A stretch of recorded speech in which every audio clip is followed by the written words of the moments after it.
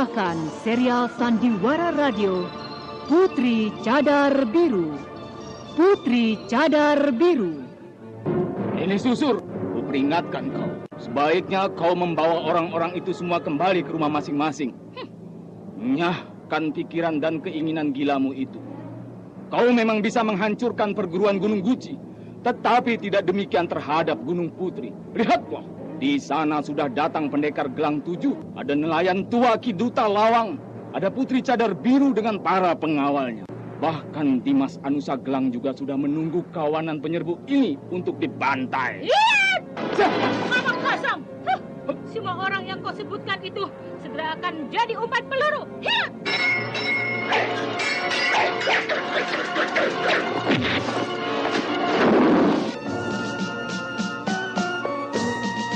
Putri Cadar Biru, sebuah sandiwara radio penuh tragedi menegangkan di kalangan rimba persilatan yang dikobarkan oleh seorang dara jelita akibat cinta yang kandas sebelum terbalas.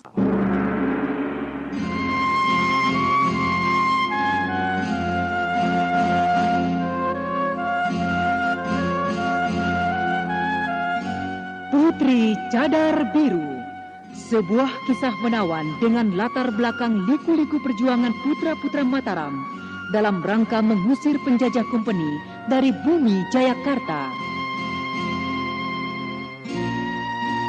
Kali ini memasuki episode ke-13 dengan judul Badai Melanda Gunung Putri. Naskah karya Suarso Yusi Samsidar, teknik dan montase Ine Elfriede, musik oleh Franz Harius dengan sutradara Thomas Age.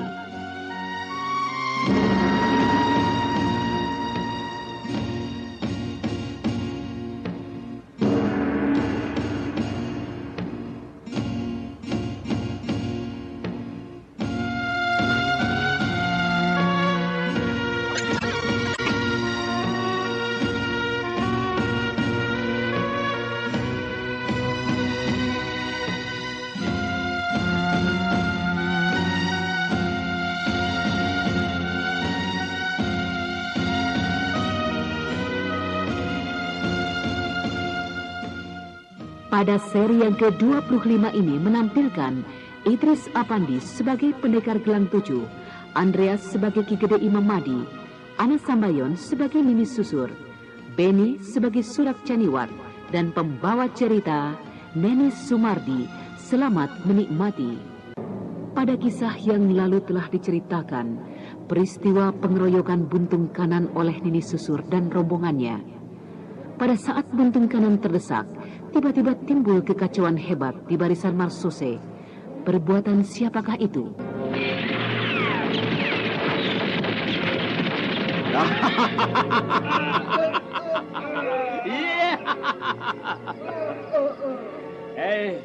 Bagian kalian adalah kematian.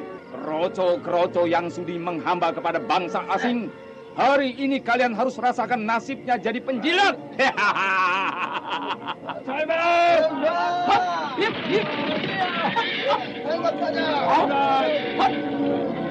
Rupanya sekembalinya dari Pulau Ular dalam perjalanan bersama pendekar Gelang 7, Anusa Gelang dan Ki Duta Lawang, Ki Gede Imam Mahdi mendapatkan Buntung Kanan yang tengah menghadapi keroyokan yang sangat berat. Dengan cara mengacau para Marsose itu, Ki Gede Imam Mahdi berharap perhatian Nini Susur dan kawan-kawannya jadi terpecah dan Buntung Kanan mungkin bisa meloloskan diri. Ternyata tujuan Ki Gede Imam Mahdi hampir terwujud ketika untuk sesaat para pengeroyok itu tertegun. Pada saat itulah Buntung Kanan meloncat jauh, melayangkan tubuhnya ke dalam semak belukar. Jahanam, kejar! Tidak usah. Sasaran kita bukan iblis-iblis lembah cacat, melainkan perguruan Gunung Putri. Rupanya salah seorang begundalnya si Raja Pengemis itu telah datang dan membuat geger. Para Marsose dan semuanya, ayo cepat berangkat. Berangkat, ayo. Benar juga, ayo.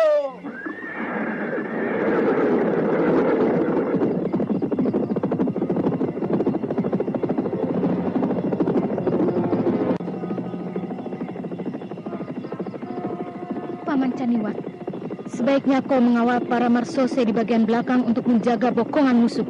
Baik, aku hajar nanti si cembel busuk itu.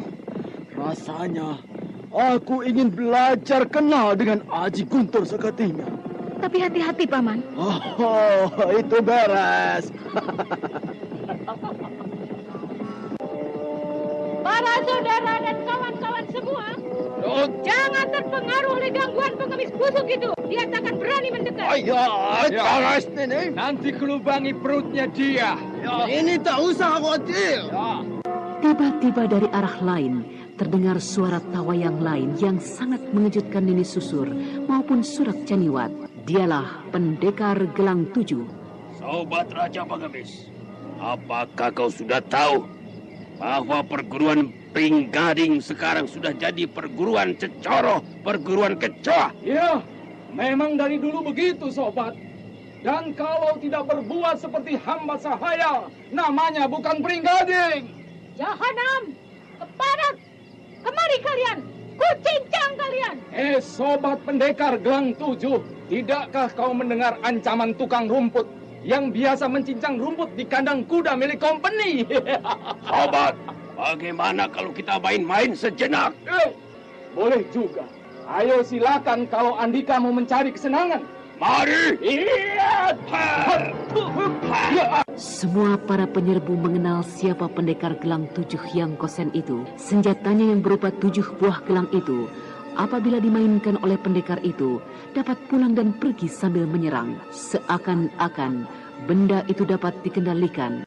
Menyadari hal yang demikian, maka Nini Susur segera memberi isyarat kepada semua orang-orangnya agar waspada. Ya. Semua berlindung. Awas terhadap gelang-gelangnya. Itu tidak perlu, Nini. Percuma saja kau berikan peringatan kepada mereka, sedangkan kau sendiri juga tidak sanggup menghadapi gelang-gelangku. Dengarkan para marsose. Begitu dia tampak, langsung tembak. Dia takut. Dia tidak akan berani memunculkan diri, sebab dia akan jadi sasaran peluru berdiri. Dia cuma mengertak belaka. Memang begitu. Tetapi kalian masih tetap harus waspada. Tidak boleh lengah. Meskipun bunyi dering gelang-gelang itu sudah tidak terdengar lagi, akan tetapi para penyerbu itu masih tetap dicengkam ketegangan. Seakan menyerupai dengan perang gerilya, pendekar Gelang 7 muncul, menyerang dan menghilang kembali. Sementara itu pada bagian depan barisan, Surak Caniwat, kalau mau berkenalan dengan Guntur Saketi, mari sambut pukulanku. Oh, Raja Pengemis.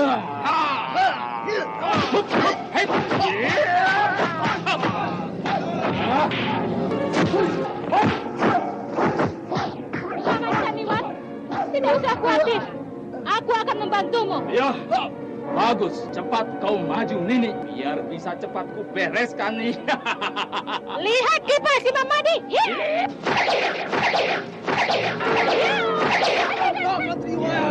Pengemis busuk. Tidak semudah itu, sobat.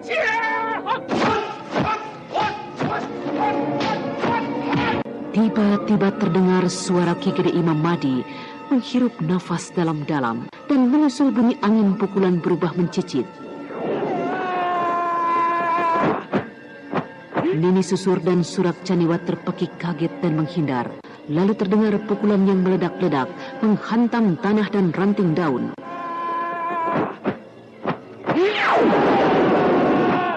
Paman, biarkan saja kita hindari pukulan yang menguras tenaga dalamnya itu. Tak lama lagi dia akan mati lemas seperti ular belang yang kehabisan bisa. Hai, Raja Pengemis. Ada apa? Pukulan hanya pantas buat mengusir anjing saja. Kau bangga-banggakan di depanku. Ya, benar. Ilmu pukulan Guntur Seketi memang berguna untuk mengusir anjing. Ilmu pukulan itu ada di tanganku. Dan anjing-anjing adalah kalian. Keparat. Hati-hati, Paman!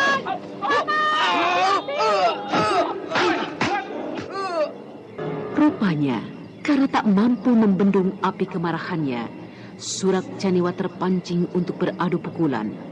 Betapapun ilmu pukulan Guntur Saketi dari Ki Gede Imam Mahdi merupakan ilmu pukulan yang jarang tandingan. Surak Caniwat merasakan seluruh tubuhnya kesemutan dan nafasnya menyesak. Untuk beberapa saat, ia belum bisa bangkit dari jatuhnya. Ini Susur, ku peringatkan kau. Sebaiknya kau membawa orang-orang itu semua kembali ke rumah masing-masing. Menyahkan pikiran dan keinginan gilamu itu. Kau memang bisa menghancurkan perguruan Gunung Guci, tetapi tidak demikian terhadap Gunung Putri. Lihatlah, di sana sudah datang pendekar Gelang 7. Ada nelayan tua Ki Duta Lawang. Ada Putri Cadar Biru dengan para pengawalnya. Bahkan Dimas Anusa Gelang juga sudah menunggu kawanan penyerbu ini untuk dibantai. Hiat! Semua orang yang kau sebutkan itu segera akan jadi umpan peluru. Hiat!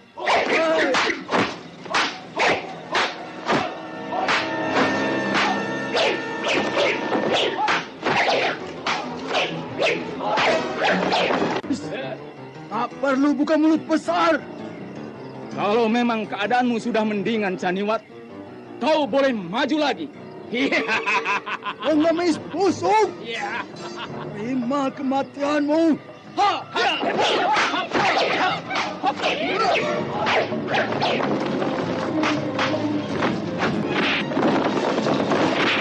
Rombongan penyerbu yang merupakan pecahan separuh jumlahnya yang dipimpin langsung oleh Nini Susur ternyata telah tertahan, tidak dapat maju lagi. Mereka justru kebingungan dengan kemunculan pendekar Gelang 7 yang sangat tiba-tiba itu.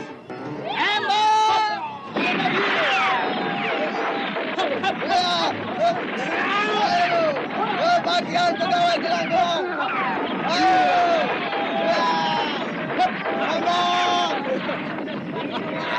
Pokoknya tembak! Gelang-gelang bangsat itu!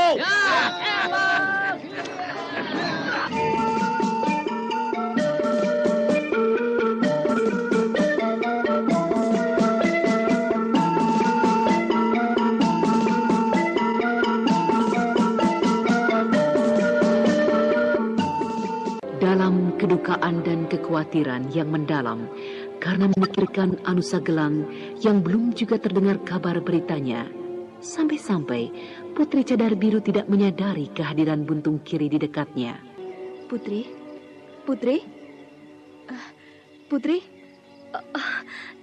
kiranya kau Kiri. Apakah kesehatanmu agak terganggu, Putri? Tidak apa-apa. Mana dia kakak embokmu? Apa dia sudah datang? Dia sedang berurusan dengan Nini Susur dan si pendeta dari Siam itu.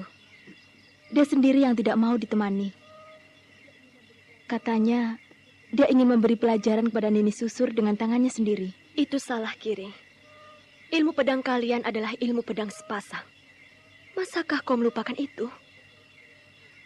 Apabila berdiri sendiri-sendiri, kemampuannya akan sangat berkurang. Oleh karena itu harus selalu kau ingat, Kiri. Bila kita hendak memasuki sebuah pertarungan, kita harus terhindar dulu dari api kemarahan yang berkobar. Kemarahan mengurangi kewaspadaan, mengurangi daya pikir, sering mengakibatkan kekalahan. Tetapi Kakang Mbok Kanan sukar dicegah, Putri. Maafkan kami. Menghadapi Nini Susur dan Surak Caniwat, jelas Buntung Kanan akan segera dapat dikalahkan bila dia seorang diri. Sebenarnya, andai kata kalian berdua turun bersama-sama, kedua musuh itu tidak akan dapat berbuat banyak. Kiri, cepat pergi. Bantu kakak mbokmu dalam bahaya. Baik, Putri. Tunggu dulu, Kiri. Syukurlah, rupanya dia telah kembali. Coba kau tanyakan beritanya. Apakah dia sudah dapat mempecundangi Nini Susur? Atau dia yang jadi pecundang? Itu dia, Putri. Putri? Bagaimana, Kanan?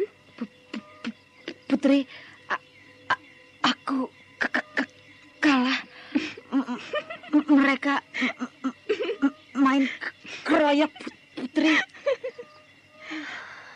Kelak, kapan saja kau akan bertarung? Hawa amarah jangan dibawa-bawa, Kanan. Masih bagus kau tidak terluka. Betul, Putri. Aku salah. Maaf, Putri. Tidak mengapa. Sebenarnya yang tepat, kau minta maaf kepada dirimu sendiri. Sebab yang merasakan akibat kesalahanmu itu adalah kau sendiri, Kanan. Betul, Putri. Loh, ada barisan yang menuju kemari. Apakah rombongan para penyerbu itu dipecah jadi dua, Kiri? Betul, Putri. Maafkan. Aku belum sempat melaporkannya kepadamu. Sebarisan yang sebagian ini dipimpin oleh jago tongkat dari Keling itu. Jadi, Nini Susur membuat gelar perang dengan bentuk supit urang. Apakah dia akan gagal, Putri? Lebih banyak gagalnya daripada berhasilnya, Kiri. Sebab Nini Susur membuat gelar yang tidak tepat. Coba kau pikir, tatanan gelar seperti itu sebenarnya hanya cocok untuk menghadapi musuh yang berkumpul atau terhimpun dalam satu tempat tertentu. Misalnya dalam markas atau dalam perkemahan. Sebagaimana kalian ketahui, perguruan Gunung Putri memang hanya satu tempat. Namun ada aku, ada kalian yang selalu terpencar. Akibatnya, mereka bukannya bisa menjepit kami. Sebaliknya suatu saat justru kita yang bahkan bisa memukul mereka dari luar. Putri, kau ingin bertanya, Kanan? bukan. Aku lolos ditolong Raja Pengemis. Ki Gede Imam Mahdi, apakah dia telah kembali? Bukankah dia pergi menyusul ke Pulau Ular? Oh, kalau begitu dia telah datang. Tapi dia sendirian, Putri. Ya, aku memang terlalu banyak mengharap. Apa yang harus kita lakukan, Putri? Putri, Itu satu rombongan lain, Putri. ya, aku sudah tahu. Tapi biarkan mereka datang lebih dekat lagi. Toh mereka tidak akan dapat melihat kita. Sementara kita tahu dari suara langkahnya di mana sekarang mereka berada. Kiri, kanan. Agar pengalaman Kanan tadi dijadikan pelajaran buat kita. Baik, Putri.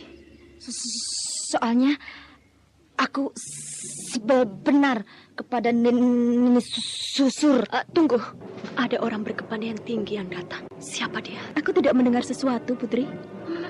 Mana? Tunggu saja. Itu, dia datang. Putri. Kiranya Paman Duta Lawang. Ya, aku Putri. Apakah kau tidak menanyakan dia? Oh ya, waktu Paman pergi ke Pulau Ular, Paman beserta Kakang Anusa. Bagaimana keadaan lukanya sekarang, Paman? Berita yang paling penting bagimu, Putri. Anusa Gelang telah sembuh. Sembuh sama sekali. Dengan bantuan pendekar Gelang 7, seluruh racun di tubuhnya dan luka dalam yang dideritanya sudah hampir terusir habis. Tetapi sekarang, atas saran pendekar Gelang 7, Anusa Gelang langsung kembali ke perguruan Gunung Putri untuk menjaga ayah ibunya. Apakah Paman pendekar Gelang 7 juga datang? Ya, bahkan dia telah main-main dengan para marsose. Putri, sebagian musuh para penyerbu itu akan mendatangi tempat ini. Apakah kau sudah mengetahui? Suara langkah mereka tadi sudah terdengar. Lalu bagaimana menurut pendapat Paman? Yang perlu sekali kita cegah mereka mendatangi perguruan Gunung Putri. Kita cegah di jalan. Setidaknya kita ganggu mereka, sehingga mereka tidak pernah berhasil mendekati bukit. Bagus. Bakal ramai.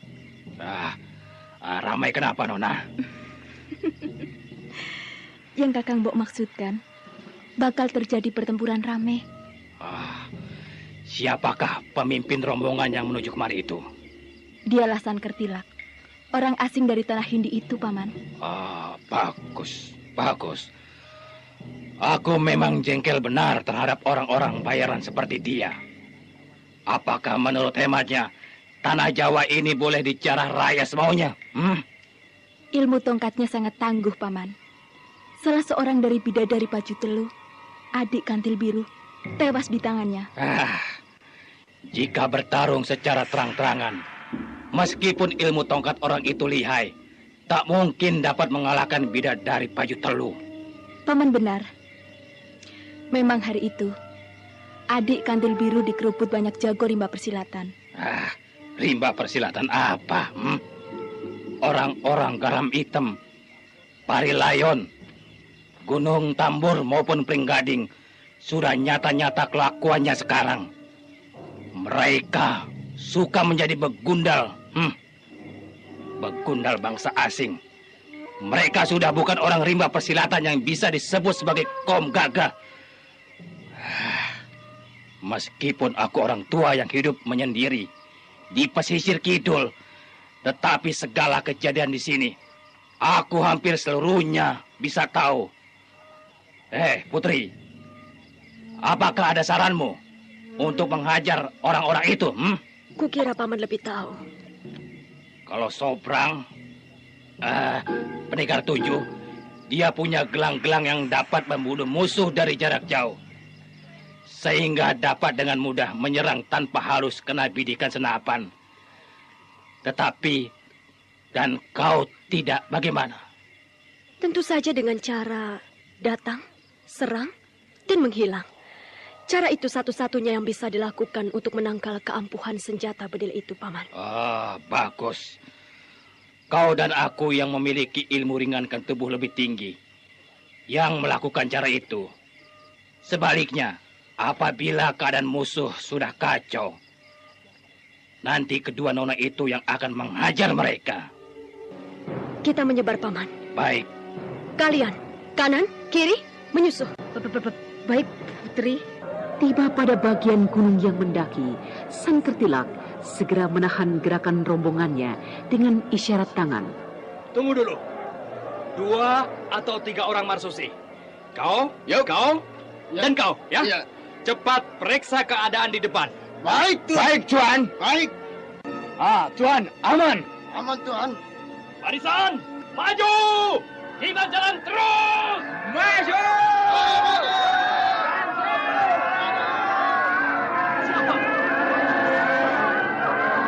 Terdengar derap langkah mereka itu tiba-tiba terganggu. Dalam detik yang tidak lama, beberapa marsosi menjerit kesakitan dan terdengar desir orang yang melarikan diri dengan cepat. Jahanam! Siapa menyerang gelap-gelapan? Ayo keluar!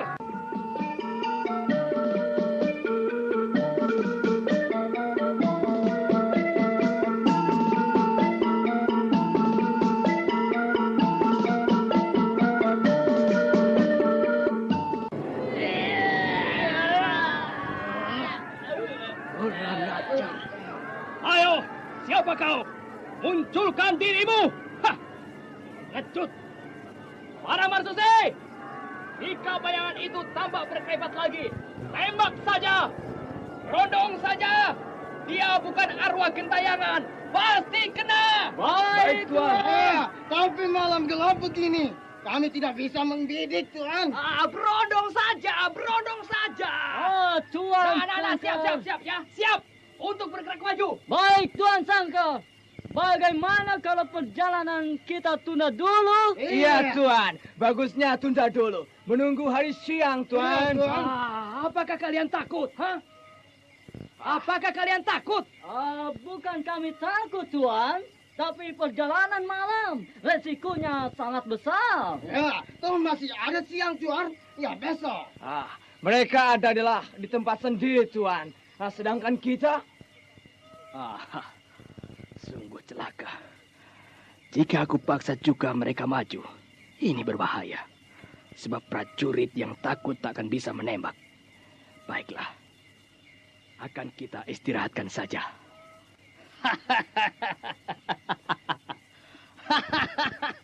Saudara para marsosi, jika kalian memang ingin beristirahat, ya sudahlah. Kita akan beristirahat di sini, menunggu datangnya siang hari. Tapi ingat, perintah Nini Susur selaku pemimpin penyerbuan ini, kita harus bergerak malam ini. Sanker, bagi kalian semua, maju mati, mundur juga mampus. Lebih baik siap-siap menggali kuburan masing-masing sebelum keburu mati tanpa kubur. Siapa kau? Siapapun aku, apa pedulimu? Kau tidak usah tahu namaku. Aku tak sudi. Namaku disebut-sebut oleh manusia hina dina seperti kau. Keparat. Ayo, maju kau kemari. Hadapi tongkatku. Bukankah dia itu orang tua yang membawa minggat pendekar Grodogan Sewu? Tidak salah. Dialah si nelayan tua itu. Bukankah kau Kiduta Lawang? Rupanya, waktu para marsose itu berkumpul di markas Parilayon, mereka pernah melihat Kiduta Lawang yang mengacau ke sana. Mereka pun mengenali suara Kiduta Lawang. Tuan Shankar. Kukira yang berkelebat seperti burung itu bukankah si nelayan tua? Ya. Aku juga tahu. Kiduta Lawang takkan mampu bergerak begitu cepat seperti burung. Dia pasti Putri Cadar Biru. Dalam gelap, orang itu kelihatan tinggi sama sampai, Tuan. Oh iya. Kukira dia seorang wanita. Rambutnya berwarna keemasan. Dia. Putri Cadar Biru. Iya, Putri Cadar Biru. Iya, orang itu ilmunya hebat sekali. Kurang ajar, Aku ada di sini, saudara-saudara. Kalian boleh perhatikan kederetan batu ini. Di sebelah kananku buntung kanan, dan di sebelah kiriku buntung kiri. Kalau kalian memang tidak punya nyali untuk maju, cepatlah mundur sebelum aku berubah pikiran. Itu dia. Celaka. Kalau mereka benar-benar pecah nyalinya, keadaan akan semakin buruk. Putri Cadar Biru, mengapa kau berada di situ? Apakah sebagai ratu istana Lembah Cacat, kau sekarang sudah berubah jadi pembantu orang, Orang asing, tutup mulutmu. Biarkan saja dulu Kiri. Aku mau lihat dia mau ngebul apa. Orang bernama Sangkar. Aku orang bebas merdeka. Di mana dan kemana aku suka. Apa urusannya denganmu? Sebaliknya aku tanya kau. Jauh-jauh dari negeri Kelingga ke tempat ini. Mau cari apa? Kalau ke sini maksudmu ingin mencari susu dan keju? Adanya di markas company. Kalau mencari tulang dan daging, barangkali di dalam tong sampah kau bisa mendapatkannya. Parat! Siluman busuk! Putri Cadar Biru, meskipun semua orang gentar terhadapmu, aku tidak. Hei, bidik! Para marsose, ayo bidik! Tembak!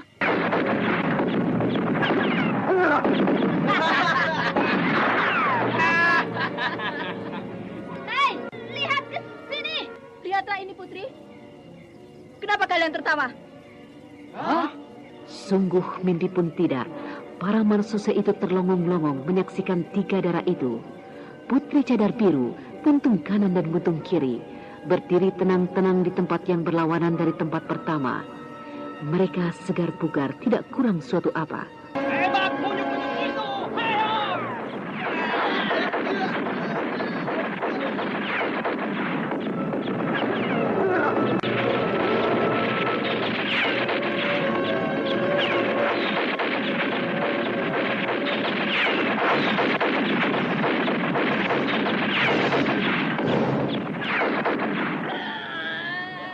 Kali ini pasti kena. Ya, mungkin mereka mampu. Kita tunggu dulu sebentar. Bisa muncul lagi atau tidak? Hei, tuan-tuan marsose, tembakan kalian telah membunuh ketiga gadis ini. Silakan datang kemari.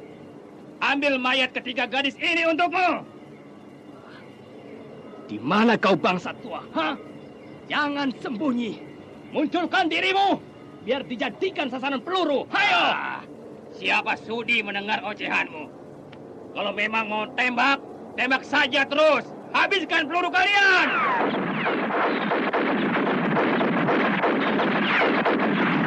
Tidak muncul lagi. Kalau begitu, pasti kena tembak mereka. Mampus! Mampus dia.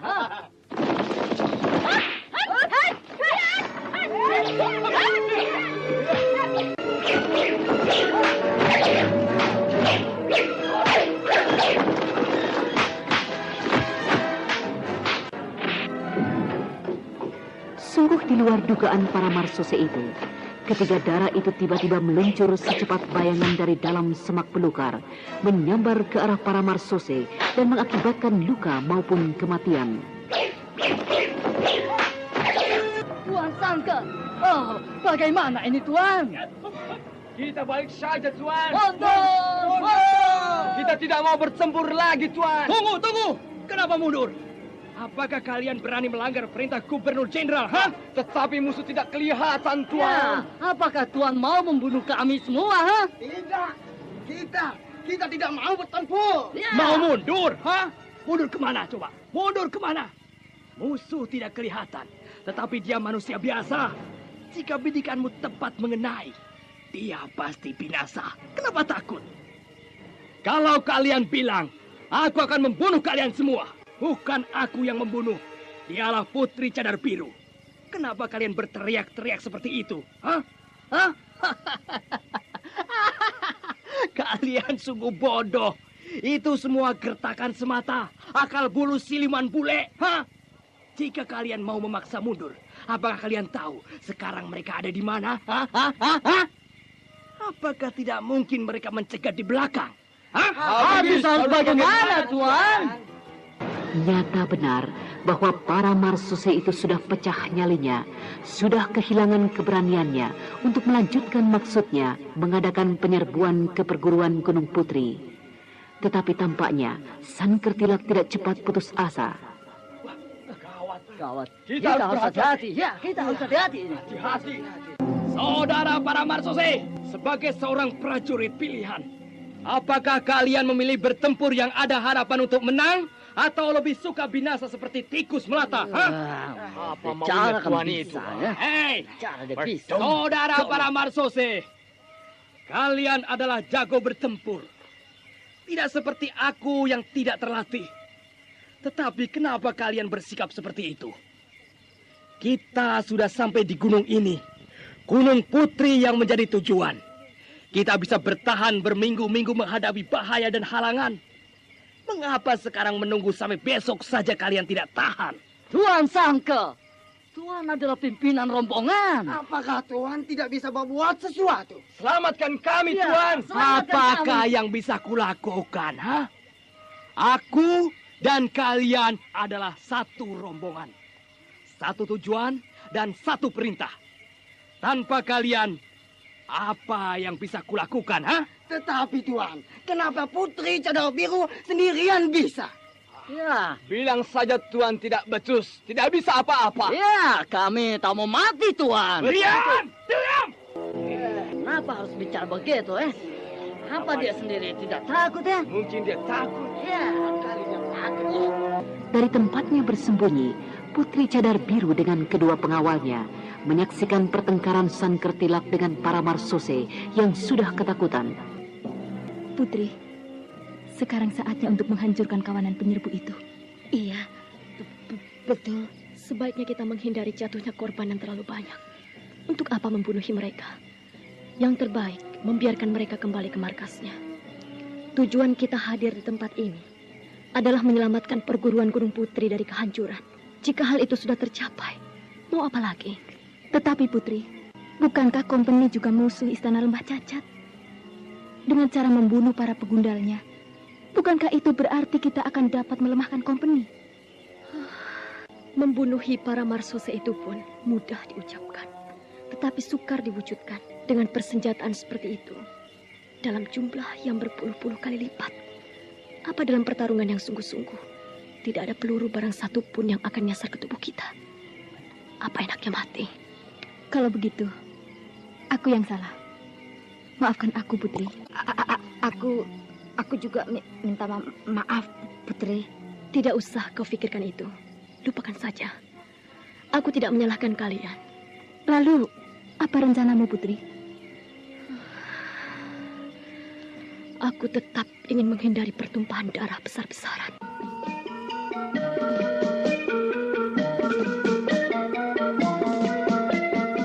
Nah, saudara pendengar, apakah yang akan dilakukan oleh Putri Cadar Biru bila ia menginginkan terhindarnya pertumpahan darah besar-besaran? Untuk mengetahui jawabannya, ikutilah lanjutan kisah Putri Cadar Biru dalam episode ke-13 dengan judul Badai Melanda Gunung Putri. Sampai jumpa.